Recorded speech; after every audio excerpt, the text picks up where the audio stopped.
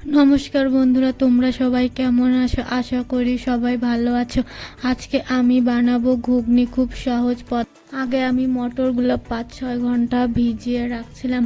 এখন আমি মিক্সারে মশলাগুলো পেস্ট করে নেব। গোটা জিরে, আদা, রসুন আর শুকনো লঙ্কার।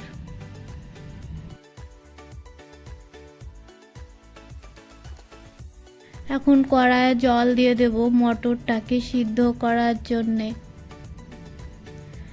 এখন মটরগুলো সব এর মধ্যে আমরা কিছু আলু অ্যাড করে নেব সিদ্ধ করার জন্যে।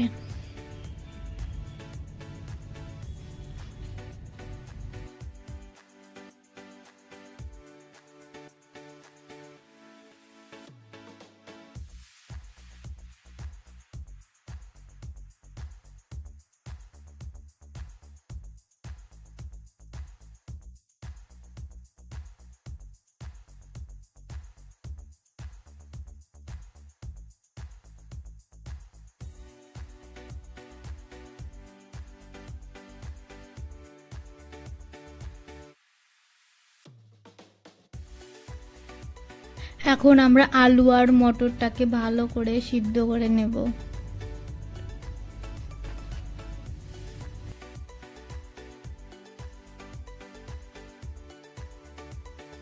এখন আমরা কিছুক্ষণের জন্য ঢেকে দেব, যাতে এগুলো তাড়াতাড়ি সিদ্ধ হয়ে যায়।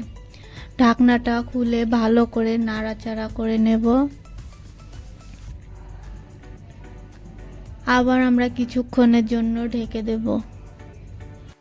আমাদের মটর আর আলু সিদ্ধ হয়ে গেছে, আমরা এখন এগুলো নামিয়ে নেব।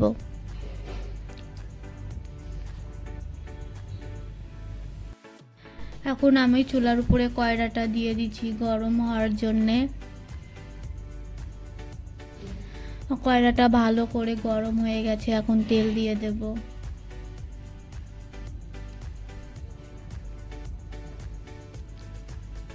তেলটা ভালো করে গরম হয়ে গেছে, এখন আমি তেজপাতা দিয়ে দেব। তেজপাতাগুলোকে ভালো করে ভেজে নেব। তেজপাতাটা ভাজা হয়ে গেছে, এখন আমি দুটো শুকনো লঙ্কা দিয়ে দেব। শুকনো লঙ্কাগুলোকে ভালো করে ভেজে নেব। তারপরে গোটা জিরে দিয়ে দেব। এগুলোকে ভালো করে ভেজে নেব।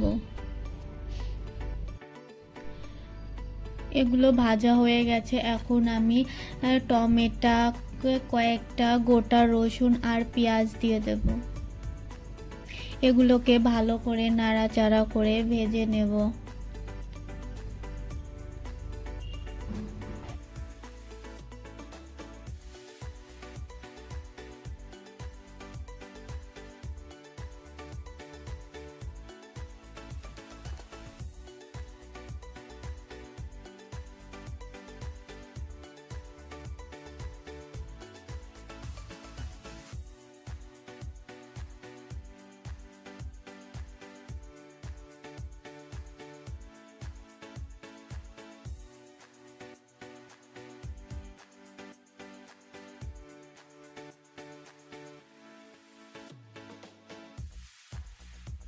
এগুলো আমার ভাজা হয়ে গেছে, এখন আমি মিক্সারে যে পেস্টটা করে রেখেছিলাম সেটা এখন দিয়ে দেব।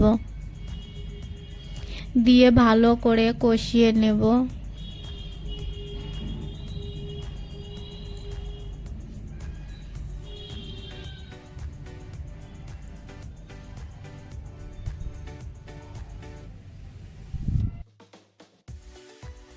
এখন আমি পরিমাণ মতো লবণ দিয়ে দেব।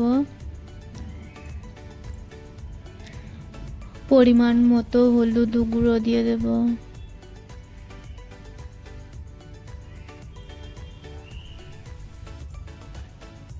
আর একটু তেল দিয়ে দেব। দিয়ে ভালো করে মশলাটাকে কষাতে থাকবো।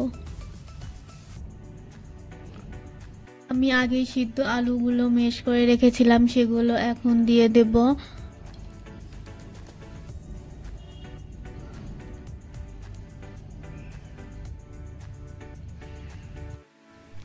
এখন আমি আলুটাকে ভালো করে ভেজে নেব। আলুটা ভাজা হয়ে গেছে, এখন আমি মটরগুলো দিয়েও একটু ভালো করে ভেজে নেব। বন্ধুরা, তোমাদের যদি আমার ভিডিওগুলো ভালো লাগে তো প্লিজ লাইক, কমেন্ট আর বন্ধুদের সাথে শেয়ার করে দেবে। আর আমার চ্যানেলে যারা নতুন প্লিজ সাবস্ক্রাইব করে দিবে।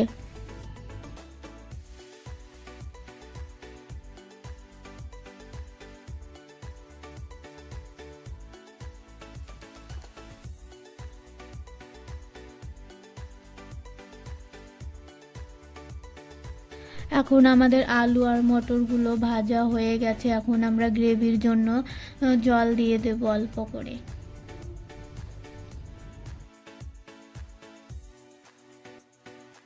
এখন আমি এগুলোকে ভালো করে ঘেঁটে নিয়ে কিছুক্ষণের জন্য ঢেকে দেব।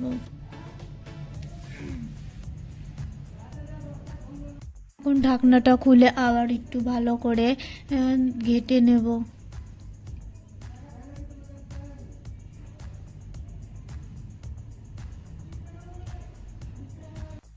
এখন গরম মশলার গুঁড়ো দিয়ে দেব।